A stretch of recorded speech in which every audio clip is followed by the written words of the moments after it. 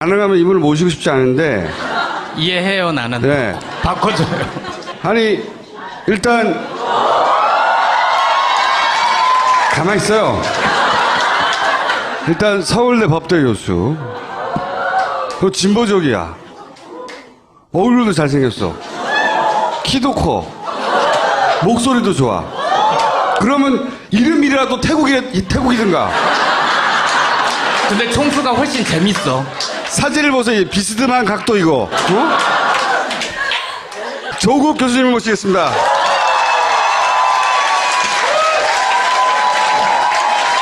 조국 교수님은 말이죠. 사진을 찍으면은 보통은 이렇게 찍어요. 보통 알려진 분들은 다 이렇게 찍는데 교수님은 각도가 비스듬해요. 이렇게. 법대 현재 교수예요. 그런데 현재 교수로 SNS나 이런 정치적 발언을 굉장히 직접적으로 하시거든요. 얼굴 보니까 더 잘생겼네. 아.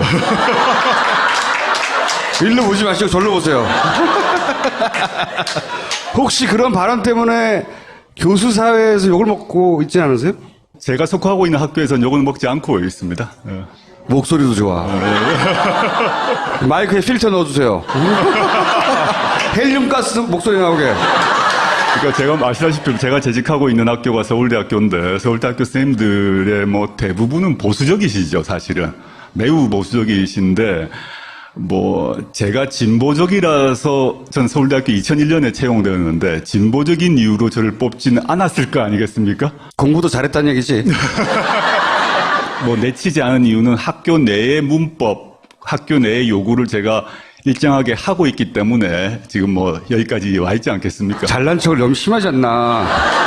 그리고 많은 분들이 제가 여의도에 있을 거라고 많이 생각하는데. 그러니까 반정치인처럼 생각하거든요. 실제 그렇지 않습니다. 물론 여의도에 제 친구 선후배분들이 많이 계시죠. 현직 국회의원들 등 아주 많이 있는데 옛날 옛 친구들이 많이 있긴 합니다만은 전 주로 학교에 있습니다. 자랑을 이렇게 하네. 희한한 방식으로. 그러면은 교수님도 정년 보장이 돼 있나요? 저는 2001년에 채용되고 2004년에 정년 보장 받았습니다. 정년 보장은 아무나 해주나요? 아니 그렇게 잘난 찬스를 또 주면 어떡해요. 잘난 척할. 물론 법적으로 보면 정년 보장 이후에는 논문을 한 편도 안 써도 먹고 살 수 있다는 얘기입니다. 정년 보장의 의미는 통상 한 편도 안 쓴 분은 거의 없고 지금까지 약 45편 정도 쓴 것 같아요, 논문은. 뭘 놀래고 그래. 이 사람들이 나를 봐. 교수님들은 저쪽 보시고. 마침 그 김매경 교수 논란도 있었잖아요. 그거를 서울대 안에서는 어떻게 평가하고 있는지 모르겠는데 발언을 잘 안 한단 말이죠. 이런 문제에 대해서. 애초에 법대 교수로 채용될 움직임이 있었었나요? 그러니까 전체적으로는 어떻게 파악하고 있어요? 이게 일종의 정치 공세냐 가족들이기 때문에 아니면은 서울대 교수 사회 내부에서의 어떤 분위기 있지 않습니까? 교수 내부 사회에서 있었던 이제 저희가 들었던 것 얘기를 하자면 일단 첫째는 이분은 그 의과대학 즉 단과대학에서 뽑아달라고 요청하진 않았습니다. 그러니까 대부분의 대학은 저를 뽑을 때 같으면 저 2001년에 단과대학에서 이러이러한 전공 사람이 필요하다라고 본부에 올리면 본부에서 허가가 나고 그 다음에 공지가 되면 지원자를 받아서 경쟁을 해서 뽑습니다. 근데 의과대학이나 법과대학 등등에서 이제 뽑아달라고 본부에 요청한 바가 없었어요. 티오가 생겨서 뽑아달라 이건 아니었다. 애초에. 갑자기 위에서 생긴 거죠. 그런 경우도 간혹 있나요? 매우 드물다고 보시면 됩니다. 그러니까 그 김미경 교수 말고 다른 케이스를 알고 계시는 게 있나요? 해외 대학에 교수를 하시면서 아주 그 분야에 아주 큰 상을 타셨다. 이 정도 되면 특채할 경우가 있고요. 근데 김병 교수님 같은 경우는 그 당시에 이제 우리 김 기자님 말씀하신 법대 얘기는 법대 내부에서도 이 소문으로 도는 겁니다. 갑자기 법대에서 법대 쪽으로 이런 얘기가 있다더라라는 얘기를 저도 소문으로 들었습니다. 근데 법대 선생님들이 저를 포함해 좀 깐깐하기 때문에 아마 법대에는 전혀 얘기가 진행이 안 됐던 것 같고 그 다음에 의과대학으로 옮겨갔다가 의과대학에서도 이제 반발이 있으니까 또 여러 전공을 바꿔 나가서 뽑은 걸로 알고 있습니다. 그래서 당시에 이제 가장 불만이 많았던 분들은 의대 교수님들이죠. 다른 쪽은 이 진행되는지를 최근에 이렇게 자료가 공개되기 전까지는 이 인사 사항은 극비입니다. 근데 공개가 되면서 의대 교수님들은 다 내부적으로 경론이 있은 걸 알고 있었고, 당시 시점에 그 의대 교수님 몇 분이 이메일을 그 서울대 전체 교수에게 보냈어요. 이거 말도 안 된다. 아, 당시에 내부적으로는. 네, 그게 최근에 공개되었던 그 의과대학을 사랑하는 교수 모임 그 이메일이 요번에 등장을 하더라고요. 근데 다른 저를 포함해서 그 당시는 이게 뭐지 도대체? 왜 갑자기 이런 일이 생기지? 이렇게 하지만 자료를 볼 수 없었기 때문에 전혀 말을 못하는 상황이었다라고 보시면 되고, 이제 우리 안철수 당시, 지금 안철수 후보님, 그 다음에 김미연 교수님이 이제 1+1 패키지로 오셨는데. 확실합니까? 1+1 패키지로 온 게 아니, 맞아요? 그게 이제 미국에서는, 미국 땅이 워낙 커서 배우자를 같이 채용하는 딜이 가능합니다. 근데 한국에는 거의 없는 걸로 알고 있고, 서울대 역사상 두 분이 동시에 정년보장으로 채용된 거는 서울대 전 역사에서 처음 있는 일이죠. 근데 이제 안철수 후보 탈당했고, 국민의당 만들어지고 이 과정 전반에 혁신위원회라는 게 그 전에 있었어요. 당을 혁신하자. 그럴 때 혁신위원장을 하셨어요, 그때. 장으로 제안받았는데 제가 거절하고 김상곤 위원장님이 하는 게 맞다고 해서 저는 위원이었습니다. 그때 무슨 워딩을 그때 날리셨냐면 제가 기억하는 게 안철수는 차라리 탈당해라. 실제로 탈당했잖아. 이 사단을 만든 책임자 중에 하나예요. 그때 무슨 일이 있었는지 전후 사정을. 당시 이제 문재인 대표가 당대표였죠. 근데 흔들기가 계속되는 상태에서 그 당을 혁신하겠다고 해서 혁신위원장을 모신다고 했을 때 맨 처음에 얘기를 했던 사람은 안철수 그 당시 의원이었습니다. 근데 안 의원이 거절하셨고, 또 저에게도 그런 얘기가 와서 저는 안 된다라고 거절하고 혁신위원으로 들어갔는데, 그래서 이제 혁신안을 만들었습니다. 계속 10차에 걸쳐서 계속 만들었는데, 그 만든 모든 혁신안은 당시 새정치민주연합의 그 당무위원회, 중앙위원회 등등 모든 공식적 절차를 다 거쳐서 토의를 하고 난 뒤에 압도적 다수로 통과가 됩니다. 그게 지금의 당헌 당규입니다. 이게 마음대로 우물딱주물딱해서 당헌 당규를 만든 게 아니라 모든 공식 절차를 다 지키고 토론을 다 거치고 했는데 통과가 됐는데 갑자기 그게 틀렸다고 하시고 이게 필요 없고 전당대회 새로 해야 된다라고 계속 안 의원이 하시는 겁니다. 그 논쟁하는 자리에 안철수 의원은 당시 안 오셨잖아요. 제가 정말 답답한 일이죠. 왜냐하면 이제 안철수 의원님은 그 지금 말하는 의원총회, 당무위원회, 중앙위원회 모두 출석해서 발언할 수 있는 권리가 있습니다. 근데 그 자리엔 전혀 안 오세요. 안 오시고 결정이 나면 그날 오후에 틀렸다고 하세요. 그러니까 왜 나한테 안 물어보고 그렇게 결정하냐 이런 생각을 저는 이게 하는 거예요. 물론 이제 안철수 의원님이 그 당시도 굳이 얘기하면 큰 그 세력의 수장이실 수 있는데 그때 저는 당시 느낌으로 이제 탈당을 준비하시는구나라는 느낌이 들었습니다. 그래서 제가 그 말을 질렀을 때 주변 사람들이 심한 거 아니냐라고 많이 욕을 먹었어요. 근데 저는 아무리 탈당하실 것 같아. 그러려면 깔끔하게 정리하는 게 맞지 않겠냐 이런 취지에서 말씀드렸죠. 몰아내신 거야. 그때 전혀 제가 몰아내진 않았습니다. 안철수 의원께서 당시에 탈당을 안 하시고 혁신위가 통과했던 당헌 당규에 따라서 움직이시면서 활동을 했다면 과거 이제 더민주 전당대회를 생각해 보시면 그때 거의 안희정 지사 같은 정도의 힘과 역할을 가졌을 거라고 생각합니다. 근데 그분은 그렇게 생각을 안 하셨어요. 자기만의 군대가 필요하구나. 그걸로 만족 못하는 거죠. 어떤 정치인으로서 자신이 권력을 잡아야겠다는 것, 저는 그건 도덕적으로 비난해서는 안 된다고 봅니다.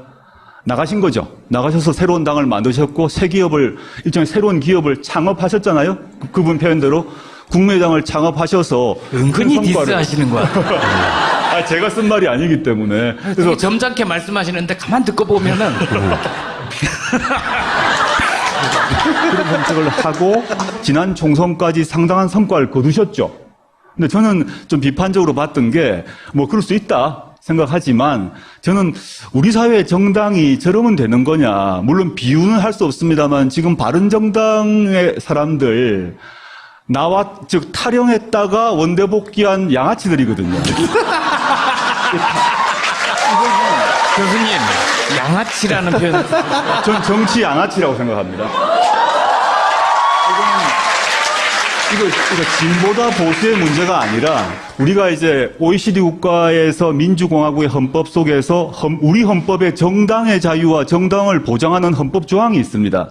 근데 그걸 그 국고보조금 우리가 줍니다. 우리 세금으로 어마어마한 돈을 정당에 줍니다.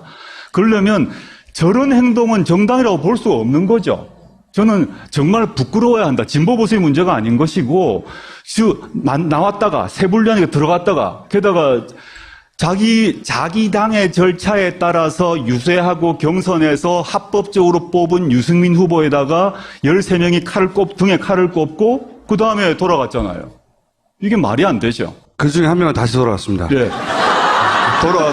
아주 황당한 거죠, 뭐. 그래서 저는 제가 생각하는 정당 민주주의에 대한 관점이 있는데, 당시 새정치민주연합 상황을 생각했을 때, 이건 아닌 것 같아. 그 정당 내에서 사실 조그만 동아리에서도 룰이 있잖아요. 거기서 룰을 얘기하면 논쟁을 해서 뭐 합의를 하면 지키고 이렇게 해야 되는데, 그래서 저는 이분이 스타일이 다르구나를 알았어요. 또는 제가 법률에 법과 규칙에 매달려 있는 이런 이제 좀 고리타분한 사람인지 모르겠습니다만은, 이걸 법과 규칙과 절차를 뛰어넘어서 움직이시는구나, 이런 느낌을 받았습니다.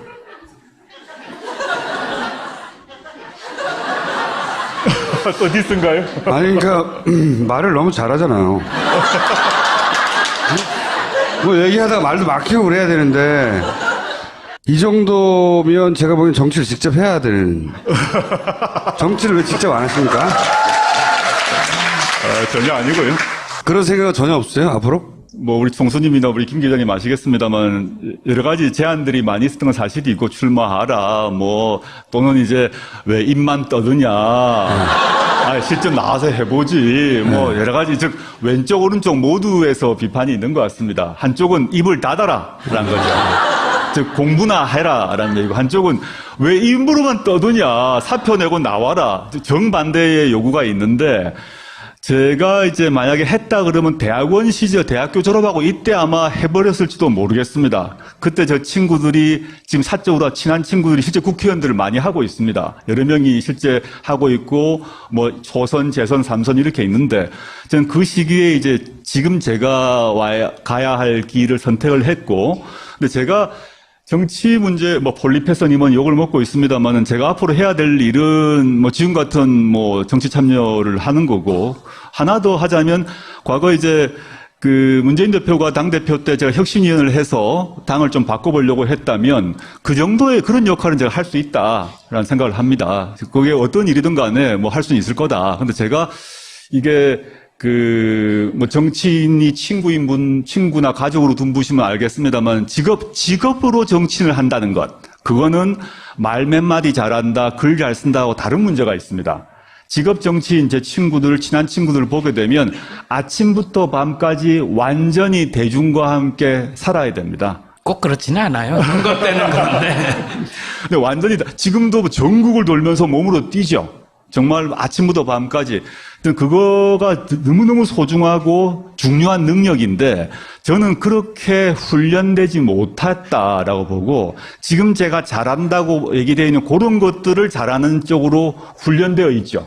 2012년에는 문재인 후보 지지 유세도 꽤 많이 하지 않으셨나요? 이번에도 좀 하셨나요? 12년엔 전국 돌았죠, 사실은요. 네. 2012년 때는 제가 작정하고, 뭐, 광화문 유세도 했을 뿐만 아니라 전국을 다 돌았고요. 요번에는, 전국을 돌지는 않고 있고 조금씩 하고 있는데, 지금은 저는 이렇게 생각합니다. 그때와 다르게 뉴페이스가 필요한 시대다. 문재인 후보를 위해서. 저도 TV 찬조 연설을 하긴 했는데 2012년에는 국내용을 했습니다. 근데 이번에는 아마 못 보셨겠습니다만 재외 동포용을 했습니다. 해외에서 먹히는 얼굴이라는 거죠. 기분이 나빠요, 나는 이런 게 다. 가만히 듣다 보니까 이제 국회의원 총선에는 안 나가실 것 같고, 제가 보기에는 이제 유시민 작가하고 이 암투가 벌어진 게 아니라 총리는 내가 할 수 있지 않냐. 저는 만약에 그렇게 물망에 오를 경우에 정청래 의원과 함께 결사 반대하겠습니다. 가까이서 본 문재인 후보는 대통령감이 맞나요? 제가 청년 시절의 대통령의 모습은 뭐였나 하면, 그 오른쪽으로는 박정희가 있는 거죠. 그 왕이었어요. 저는 그 종신왕이라고 생각했죠. 제 고등학교 시절까지. 대통령이 바뀐다는 걸 상상을 하지 못하고 살았어요. 근데 갑자기 총 맞았는 상황이지만. 근데 반대편은 김영삼, 김대중 이런 분이 계셨고 그분들도 카리스마가 엄청났습니다. 근데 그 뒤로 이제 이어서 여러분들을 봤습니다만 우리가 노무현 대통령을 봤지 않습니까? 이제 노무현 대통령의 스타일은 다 아실 건데 우리가 이제 과거 카리스마가 강한 이런 대통령에 익숙한 것 같습니다. 리더십도 그렇게 보는 것 같습니다. 그 점에서는 문재인 후보가 그런 카리스마를 안 갖고 계세요. 그리고 저는 김대중 대통령이나 노무현 대통령에 비하면 말씀도 잘 못합니다. 그분들에 비하면 그 토론 이런 것들 촌철살인 애드립 잘 못하시는 분이라고 제가 보입니다. 근데 제가 가만히 보니까 왜 지금 시대에 사실은 2012년도 마찬가지지만 지금 시대에 이런 분이 필요할까 생각했는데 몇 가지 갖고 있는 덕성이 있습니다. 그러니까 DJ나 노통이 갖지 못한 덕성일 수도 있는데 제가 혁신위원을 하면서 한 8, 9개월 동안 당 최고위원 회의를 계속 제가 참석을 했는데요. 공식 회의 안팎에서 보게 되면, 첫 번째 덕성이 뭐냐면 경청력입니다. 자기한테 좋은 소리건 싫은 소리건 너무 잘 들어줘요. 계속 들어줍니다. 그 다음에 이게 같은 얘기기도 한데, 자기한테 싫은 소리하고 막 이제 흔드는 것, 이 인내력이 아주 강해요. 생각보다 인내력이, 어떻게 봐서 사람들이 이제 신사다, 점잖다, 이렇게 실제 그러하신데, 신사다, 점잖다, 이런 것이 이제 뭐 무골호인이다, 이런 의미가 아니고, 아주 잘 참아요. 잘 참고 가만히 있고, 눈만 껌뻑껌뻑, 이렇게 이분이 눈을 껌뻑껌뻑 하면 참는다는 얘기라고 생각하시면 됩니다. 제가 가까이서 이렇게 보면, 또 화가 나면 눈을 갑자기 크게 이렇게 소처럼 이렇게 떴다가 깜빡 이런 습관이 이렇게 하지 않습니까?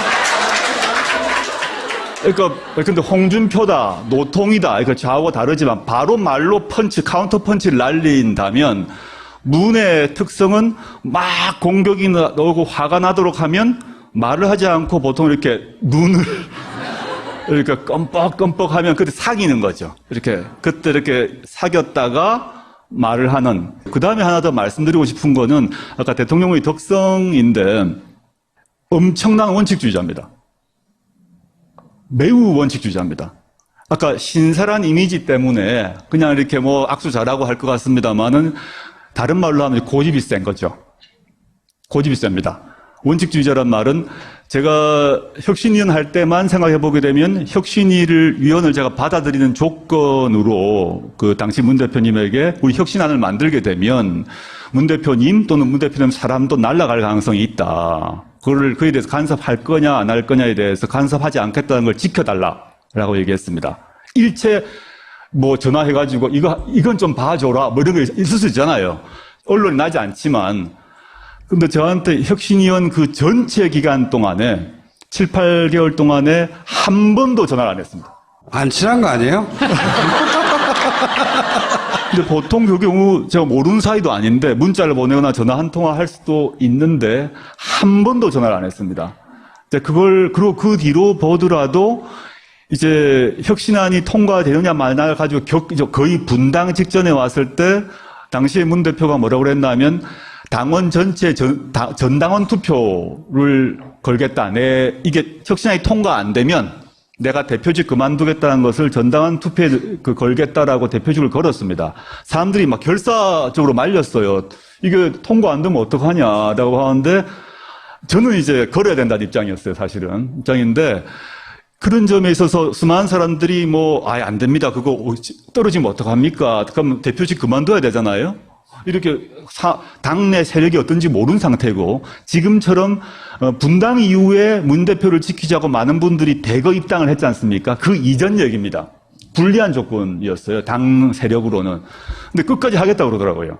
그래서 이분이 그 경청을 하는 사람이고 비판적인 말을 인내를 하고 경청 인내 후에 자기 입장을 정해요. 그럼 이 황소고집으로 원칙을 지킨다라는 점에서 지금 우리의 시대적 과제가 있지 않습니까? 그게 경제위기, 국방위기 문제, 민생위기 이런 문제가 있는데 저는 아까 전제했습니다만 문 대표가 말 언변이 이렇게 탁월하지 않습니다.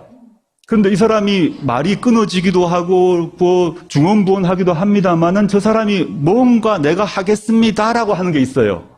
그건 무조건 할 사람이다라고 저는 믿어 의심치 않습니다.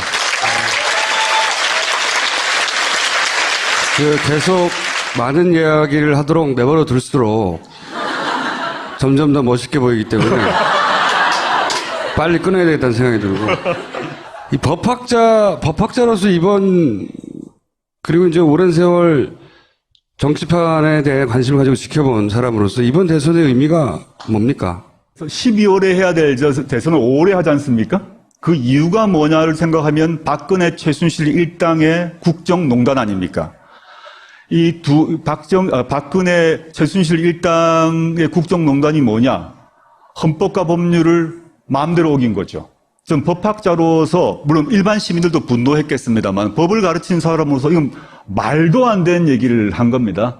이제 권력을 가진다는 얘기는 뭐냐면 우리가 투표로 대표를 뽑는다는 얘기는 그 사람에게 인사권, 그 다음에 국민 세금의 사용권을 5년간 주는 겁니다. 근데 그걸 헌법과 법률을 완전히 어긴 상태에서 만들어서 나라꼴을 시쳇말로 개판으로 만들어 둔 거죠. 그러니까 진보 보수의 문제를 떠나서 저는 이번 대선의 역할은 헌법 정신을 바로 세우는 것이죠. 이게 진보 보수의 문제로 됐다면 탄핵 자체가 불가능했을 겁니다. 바른정당의 사람들이 탈당해가지고 바른정당을 만들어가지고 탄핵에 동참했지 않습니까? 물론 이제 홍준표 쪽에 자유한국당은 얘기할 필요가 없으니까요. 그래서 이걸 정말 우리가 요번 앞으로 5년 동안 문재인 후보가 대통령이 된다 그러면 5년간 할 수 있는 일이 공약을 다 지킬 수 있을 것인가? 쉽지 않다고 봅니다. 아무리 그 문재인이라 하더라도. 저는 문재인 대표가 되시고 그 뒤에 또 5년 또 그 다음에 5년 이렇게 해서 요번 2017년에 문재인 후보 입에서 나왔던 공약, 우리 여러분들이 받았던 공약집이 완성되고 실제 실현되려면 10년 이상 걸릴 거라고 봅니다. 근데 지금 시점에 그 문재인 정권이 해야 될 일은 가장 기본적으로 나라의 뿌리를 새로 박는 거죠. 기둥을 새로 잡는 걸 먼저 하고, 그게 이제 1차적인 것 같고요. 법학자 입장에서는. 그의 기초에서 두 번째는 저는 민생위기라고 봅니다. 이 민생이 워낙 안 좋은 상태이기 때문에 저는 국가의 안보 문제나 이 문제는 다르게 외교적으로 처리할 거라고 보고, 우리가 외교 문제를 우리가 나서서 해결할 수는 없지 않습니까? 그거는 이제 청와대와 외교부 등등에서 할 거라고 믿어 의심치 않고요. 당장 우리의 삶을 바꾸는 그런 대통령이 돼야 될 것 같고, 그거는 임기 초기 3년에 빨리 해야 될 것 같아. 왜냐하면 아무리 우리 사회에서 뭐 위대한 분이 대통령이 되더라도 5년차 임기가 5년이기 때문에 4년차 들어가면 힘이 빠지거든요. 그래서 초기 3년에 빨리 법과 원칙을 세우고 그다음에 민생 문제를 해결하고 이런 걸 하면 사람들이 법과 원칙을 세우고 나의 삶이 달라졌다라고 보면 이 사람 말고 그다음 사람에게도 한번 맡겨보지 않겠습니까? 그러면 또 한 10년 가는 거죠. 민주개혁 세력의 장기 집권을 꿈꾸시는구나. 전 뭐 아주 강력히 꿈꾸고 있습니다. 저는 이게 그 안철수 후보께서 그 말씀하시는 게 과거와 미래의 대결이라는 얘기 많이 말씀하시고 참 좋은 말이라고 생각합니다. 근데 저는 이제 구호보다 사람을 봐야 되는데, 여기는 문재인 후보가 있고 안희정이 있고 이재명이 있고 박원순이 있고 김부겸이 있고 등등등이 있다면, 여기는 안철수 후보 말고는 박지원, 손학규, 김종인 이런 분들이 계신데 어느 쪽이 미래인가? 단어로서의 미래가 아니라 우리는 모든 정책과 비전은 사람을 통해서 실현되는데, 미래를 담보할 수 있는 사람이 어디에 있는가? 저는 단순히 이제 그 미래가 육체적 그 나이를 가지고 얘기하지 않습니다. 나이가 많더라도 그 DJ 훌륭하시죠. 근데 그분들이 하시는 비전이 갖고 있는 생각, 행동 등이 그냥 대표적 인물을 비교를 해보자는 겁니다. 우리의 미래를 누구에게 맡길 것이냐? 저는 뭐 1%의 그 재고 없이 저는 지금 아까 말했던 더민주에게 미래가 있다라고 생각합니다. 그렇게 단정적으로 말씀을 하시면 심상정 후보가 좀 섭섭하지 않으실까요? 뭐 저는 심 후보님 또 그 노회찬 또 의원님, 사적으로 제가 노회찬 의원 후원회장입니다. 잘 많이 모르시는데, 제가 이제 민주당, 더민주에 있는 친구분들, 제 친구 후배들, 근데 뭐, 제자에 해당되면 박주민 의원도 제가 후원회장인데, 뭐 여러 사람이 있어요. 근데 노회찬 의원하고도 제 관계가 오래 전부터 좋은 사이입니다. 오래 전부터.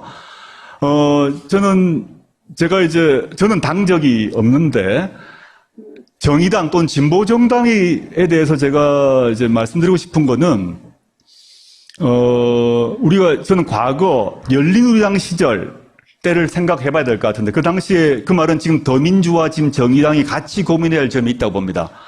열린우리당을 시절에 이제 노통 탄핵 문제가 해결되고 난 뒤에 이 표로 봐서는 열린우리당과 민주노동당을 합하면 다수석을 차지하고 있었어요.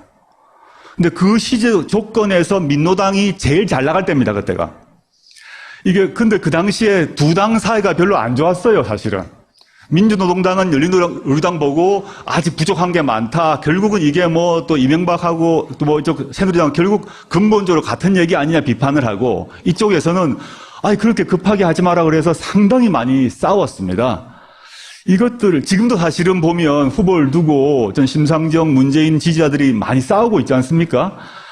저는 알고 있는데, 저는 이 우리나라 유권자들, 머리 큰 사람들이 이미 마음을 다 먹고 있기 때문에 너 심 찍지 마라, 너 문 찍지 마라 한다고 마음 안 바꿉니다.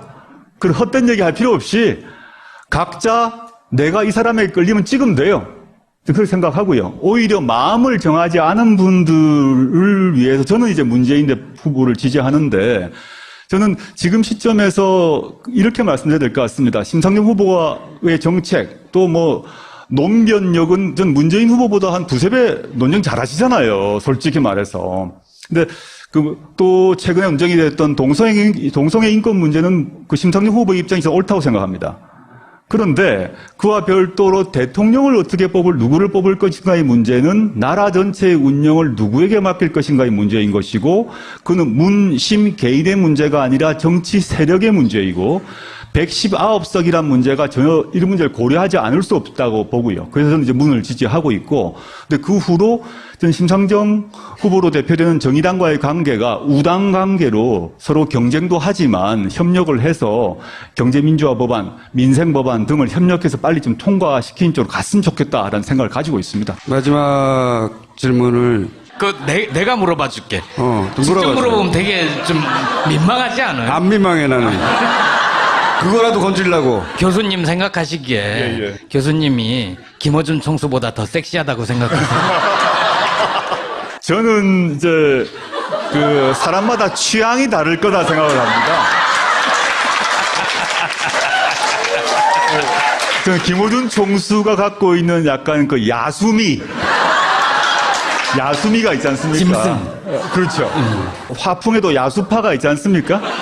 야수파가 있다면 저는 야수파 계열은 아니지 않을까 생각하고, 사람마다 다 다른 거죠, 뭐. 그건 들어가세요. 과거 이제 더민주 전당대회를 생각해 보시면 그때 거의 안희정 지사 같은 정도의 힘과 역할을 가졌을 거라고 생각합니다.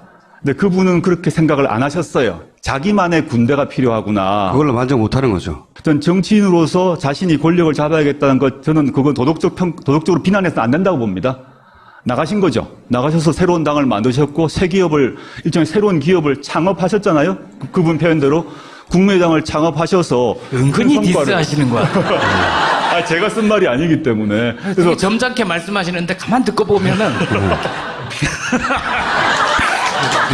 정책을 하고 지난 총선까지 상당한 성과를 거두셨죠. 근데 저는 좀 비판적으로 봤던 게, 뭐 그럴 수 있다 생각하지만, 저는 우리 사회의 정당이 저러면 되는 거냐. 물론 비유는 할 수 없습니다만, 지금 바른정당의 사람들, 즉 탈영했다가 원대 복귀한 양아치들이거든요. 교수님 양아치라는 표현. 전 정치 양아치라고 생각합니다. 이거 진보다 보수의 문제가 아니라, 우리가 이제 OECD 국가에서 민주공화국의 헌법 속에서 우리 헌법에 정당의 자유와 정당을 보장하는 헌법 조항이 있습니다. 근데 그걸 국고보조금 우리가 줍니다. 우리 세금으로 어마어마한 돈을 정당에 줍니다. 그러려면 저런 행동은 정당이라고 볼 수 없는 거죠. 저는 정말 부끄러워야 한다. 진보 보수의 문제가 아닌 것이고, 나왔다가 세불리하니까 들어갔다가, 게다가 자기 당의 절차에 따라서 유세하고 경선에서 합법적으로 뽑은 유승민 후보에다가 13명이 등에 칼을 꼽고 그 다음에 돌아갔잖아요. 이게 말이 안 되죠. 그 중에 한 명은 다시 돌아왔습니다. 예. 아주 황당한 거죠, 뭐. 저는 제가 생각하는 정당 민주주의에 대한 관점이 있는데, 당시 새정치민주연합 상황을 생각했을 때, 그 분야에 아주 큰 상을 타셨다. 이 정도 되면 특채할 경우가 있고요. 근데 김병 교수님 같은 경우는 그 당시에 이제 우리 김 기자님 말씀하신 법대 얘기는 법대 내부에서도 이 소문으로 도는 겁니다. 갑자기 법대 쪽으로 이런 얘기가 있다더라라는 얘기를 저도 소문으로 들었습니다. 근데 법대 선생님들이 저를 포함해 좀 깐깐하기 때문에 아마 법대에는 전혀 얘기가 진행이 안 됐던 것 같고, 그 다음에 의과대학으로 옮겨갔다가 의과대학에서도 이제 반발이 있으니까 또 여러 전공을 바꿔 나가서 뽑은 걸로 알고 있습니다. 그래서 당시에 이제 가장 불만이 많았던 분들은 의대 교수님들이죠. 다른 쪽은 이 진행되는지를 최근에 이렇게 자료가 공개되기 전까지는 인사 사항은 극비입니다. 근데 공개가 되면서 의대 교수님들은 다 내부적으로 경론이 있은 걸 알고 있었고, 당시 시점에 그 의대 교수님 몇 분이 이메일을 그 서울대 전체 교수에게 보냈어요. 이거 말도 안 된다. 당시에 내부적으로는. 네, 그게 최근에 공개되었던 그 의과대학을 사랑하는 교수 모임 그 이메일이 요번에 등장을 하더라고요. 근데 저를 포함해서 그 당시는 이게 뭐지 도대체? 왜 갑자기 이런 일이 생기지? 이렇게 하지만 자료를 볼 수 없었기 때문에 전혀 말을 못하는 상황이었다라고 보시면 되고, 이제 우리 안철수 당시, 지금 안철수 후보님, 그 다음에 김미연 교수님이 이제 1+1 패키지로 오셨는데. 확실합니까? 1+1 패키지로 온 게 맞아요? 그게 이제 미국에서는 미국이 땅이 워낙 커서 배우자를 같이 채용하는 딜이 가능합니다. 한국에는 거의 없는 걸로 알고 있고, 서울대 역사상 두 분이 동시에 정년보장으로 채용된 거는 서울대 전 역사에서 처음 있는 일이죠. 근데 이제 안철수 후보 탈당했고, 국민의당 만들어지고 이 과정 전반에 혁신위원회라는 게 그 전에 있었어요. 당을 혁신하자. 그럴 때 혁신위원장을 하셨어요, 그때. 장으로 제안받았는데 제가 거절하고 김상곤 위원장님이 하는 게 맞다고 해서 저는 위원이었습니다. 그때 무슨 워딩을 그때 날리셨냐면 제가 기억하는 게 안철수는 사람처럼 생각하거든요. 실제 그렇지 않습니다. 물론 여의도에 제 친구 선후배분들이 많이 계시죠. 현직 국회의원들 등등 아주 많이 있는데 옛날 옛 친구들이 많이 있긴 합니다만은 전 주로 학교에 있습니다. 자랑을 이렇게 희한한 방식으로. 그러면은 교수님도 정년 보장이 돼 있나요? 저는 2001년에 채용되고 2004년에 정년 보장 받았습니다. 정년 보장은 아무나 해주나요? 아니 그렇게 잘난 찬스를 또 주면 어떡해요? 잘난 척할. 물론 법적으로 보면 정년 보장 이후에는 논문을 한 편도 안 써도 먹고 살 수 있다는 얘기입니다. 정년 보장의 의미는 통상 한 편도 안 쓴 분은 거의 없고 지금까지 약 한 45편 정도 쓴 것 같아요. 논문은. 뭘 놀래고 그래? 이 사람들이 나를 봐. 교수님들은 저쪽 보시고. 마침 그 김여경 교수 논란도 있었잖아요. 그거를 서울대 안에서는 어떻게 평가하고 있는지 모르겠는데 발언을 잘 안 한단 말이죠. 이런 문제에 대해서. 애초에 법대 교수로 채용될 움직임이 있었었나요? 그러니까 전체적으로는 어떻게 파악하고 있어요? 이게 일종의 정치 공신이야 가족들이기 때문에 아니면은 서울대 교수 사회 내부에서 어떤 분위기 있지 않습니까? 교수 내부 사회에서 있었던 이제 저희가 들었던 것 얘기를 하자면 일단 첫째는 이분은 그 의과대학 즉 단과대학에서 뽑아달라고 요청하진 않았습니다. 그러니까 대부분의 대학은 저를 뽑을 때 같으면 전 2001년에 단과대학에서 이러이러한 전공 사람이 필요하다라고 본부에 올리면 본부에서 허가가 나고 그 다음에 공지가 되면 지원자를 받아서 경쟁을 해서 뽑습니다. 근데 의과대학이나 법과대학 등등에서 이제 뽑아달라고 본부에 요청한 바가 없었어요.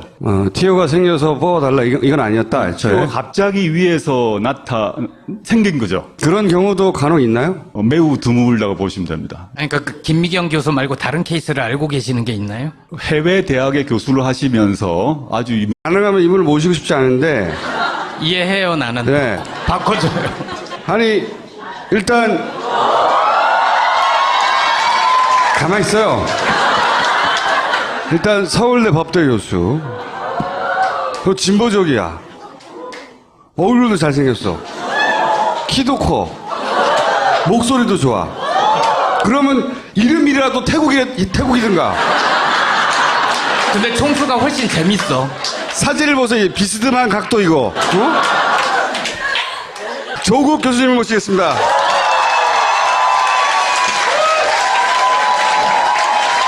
조국 교수님은 말이죠. 사진을 찍으면은 보통은 이렇게 찍어요. 보통 알려진 분들은 다 이렇게 찍는데 교수님 각도가 비스듬해요. 이렇게. 법대 현재 교수예요. 그런데 현재 교수로 SNS나 이런 정치적 발언을 굉장히 직접적으로 하시거든요. 얼굴 보니까 더 잘생겼네. 아. 일로 보지 마시고 절로 보세요. 혹시 그런 발언 때문에 교수 사회에서 욕을 먹고 있지 않으세요? 제가 속하고 있는 학교에서는 욕을 먹지 않고 있습니다. 예. 목소리도 좋아. 마이크에 필터 넣어주세요. 헬륨가스 목소리 나오게.